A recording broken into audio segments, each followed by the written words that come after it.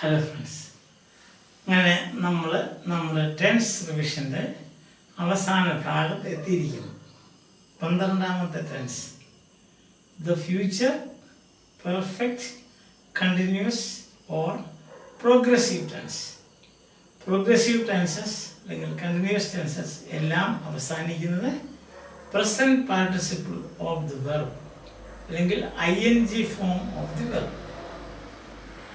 ഇനി നമുക്ക് ഇത് നമ്മൾ ഫ്യൂച്ചർ പെർഫെക്റ്റ് ടെൻസ് കണ്ടു. ഇത് ഫ്യൂച്ചർ പെർഫെക്റ്റ് കണ്ടിന്യൂസ് അല്ലെങ്കിൽ പ്രോഗ്രസീവ് ടെൻസ്. രണ്ടും തമ്മിൽ വലിയ വ്യത്യാസമൊന്നുമില്ല, പക്ഷേ വ്യത്യാസമുണ്ട്. എവിടെയാ ഈ പ്രോഗ്രസീവ് എന്നുള്ളത്?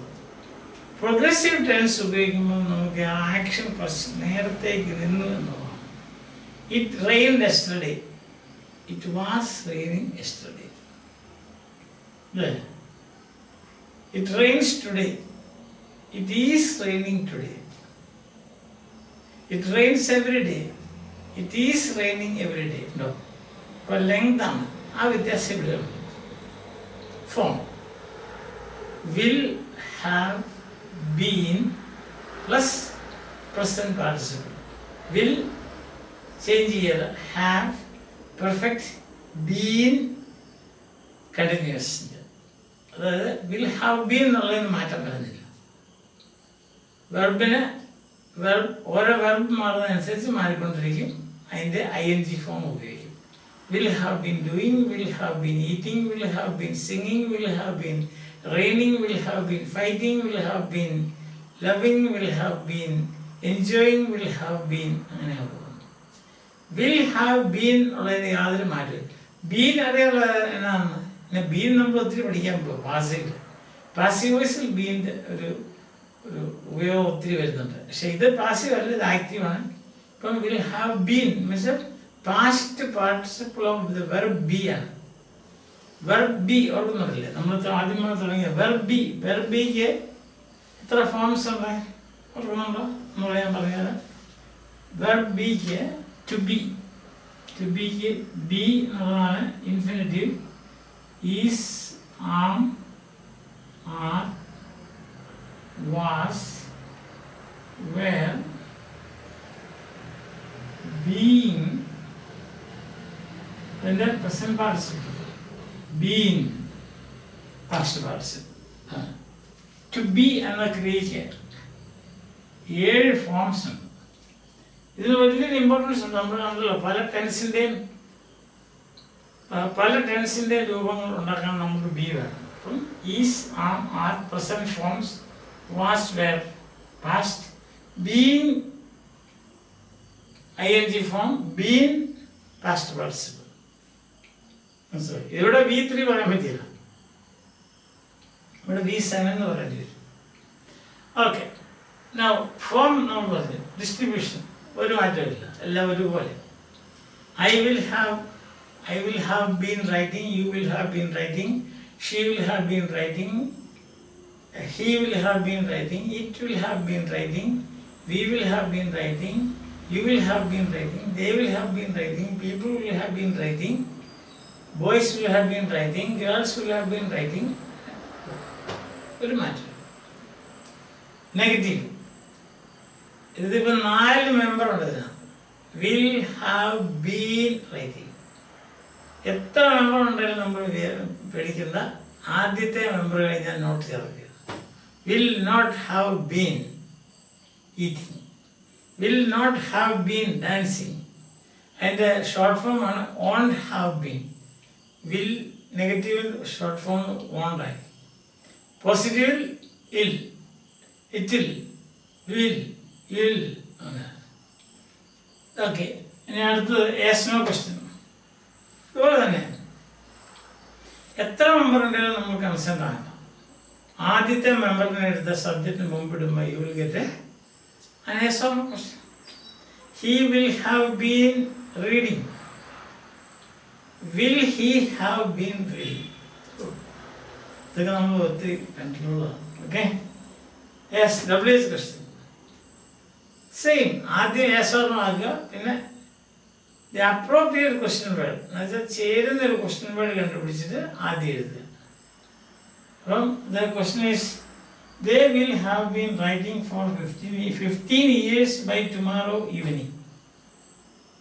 Because length of time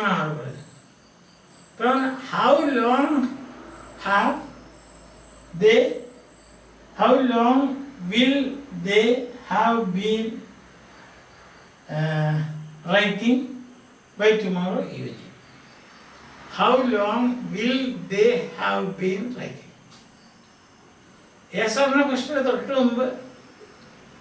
appropriate like the question word question word.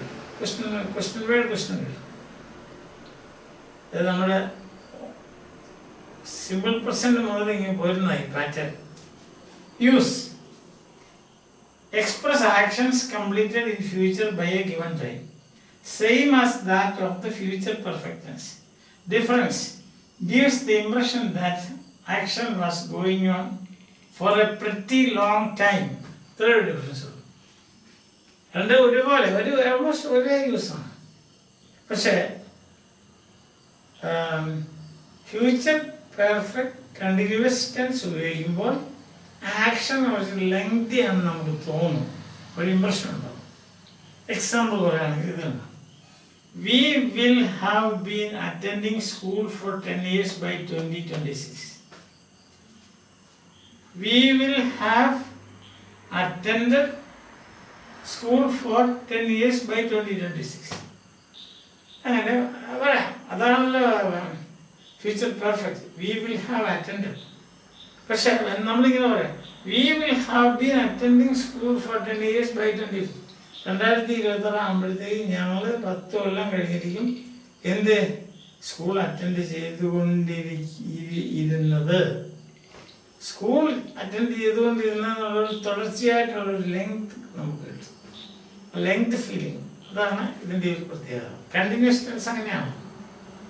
They will have been working on that project for about 20 years by 2030. That's it. They will have worked. Another perfect tense. Future perfect tense. They will have been working. 10 വർഷം ഇങ്ങനെ അവർ തുടർന്നുകൊണ്ടിരിക്കുന്നു എന്നുള്ളൊരു അർത്ഥം കിട്ടും.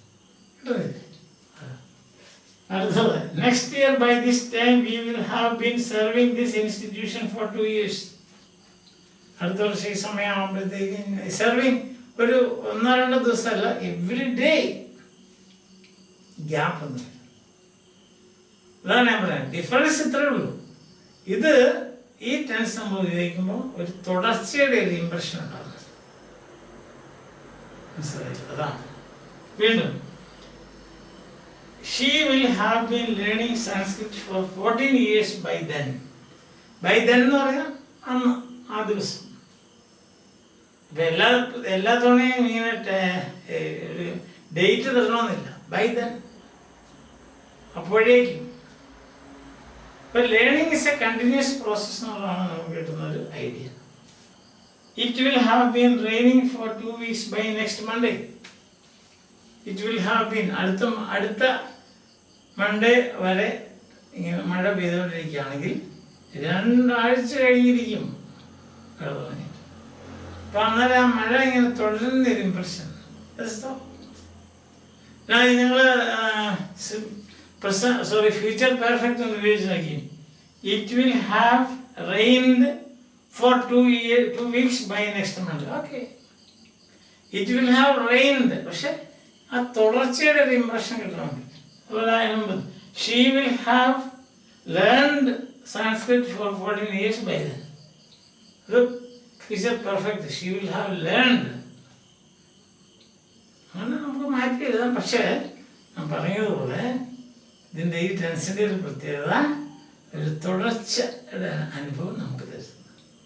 അപ്പം ഇതുകൊണ്ട് നമ്മുടെ tense revision തീരുകയാണ്. നാളെ അടുത്ത ദിവസം ടെക്സ്റ്റിൽ കുറച്ച് എക്സർസൈസ് കൊടുത്തിട്ടുണ്ട്. Fill in the blanks with the correct form of the verb. That we will do.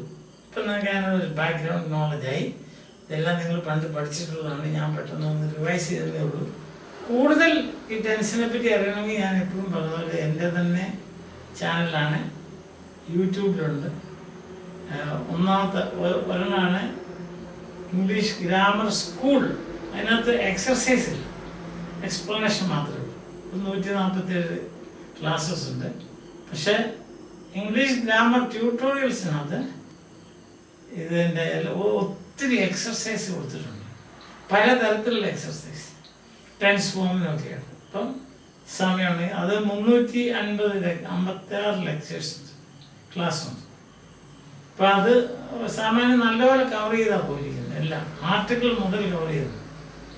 ആർട്ടിക്കിളല്ല, noun, pronoun, adjective, adverb, ഇതെല്ലാം തുടക്കം മുതലേ ഉണ്ട്. അത് ഗ്രാമർ സ്കൂളിനകത്തുണ്ട്. പക്ഷെ ഇതിനകത്ത് കുറച്ചുകൂടെ എലാബറേറ്റ് ആയിട്ട് എക്സാമ്പിൾ പടമൊക്കെ കാണിച്ചു, നോണൊക്കെ പഠിപ്പിക്കുന്ന പടമൊക്കെ വെച്ച്. നോൺ, പലതരം നോണില്ലേ, proper noun, concrete noun, abstract noun, collective noun, ഇതൊക്കെ ഇല്ലേ. അപ്പോൾ ഇതിനെല്ലാം നല്ല എക്സാമ്പിൾ പടം വെച്ച് പിക്ചേഴ്സ് കാണിക്കുന്നുണ്ട്.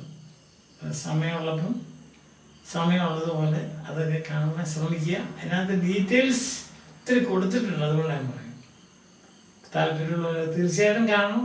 നിങ്ങളെ ഞാൻ അതിലേക്ക് ക്ഷണിക്കുന്നു, ഹാർദവമായി ക്ഷണിക്കുന്നു. അപ്പോൾ തൽക്കാലത്തേക്ക് നമ്മുടെ ഈ ടെൻസ് റിവിഷൻ ഇവിടെ നിർത്തുകയാണ്. നാളെ അല്ലെങ്കിൽ അടുത്ത ദിവസം നമ്മൾ എക്സർസൈസ് ചെയ്യും ടെസ്റ്റിൽ. എന്നാൽ I will further explain why is it like this. Why is this particular tense used in this place and not the other one? നമുക്ക് ഓപ്ഷൻ ഉണ്ടായിരുന്നു. did not sell, was not selling. ഇതൊക്കെ അപ്പം എന്തുകൊണ്ടാണ് did not ഉപയോഗിക്കാൻ പറ്റാത്തത്, was in selling ഉപയോഗിക്കണം എന്നുള്ള കാര്യങ്ങളൊക്കെ ഞാൻ ഒരിക്കൽ കൂടി എക്സ്പ്ലെയിൻ ചെയ്യാം. അന്നേരം നിങ്ങൾക്ക് ഒന്നുകൂടെ കുറച്ചുകൂടി നല്ലപോലെ മനസ്സിലാവും. അപ്പോൾ അതുവരെ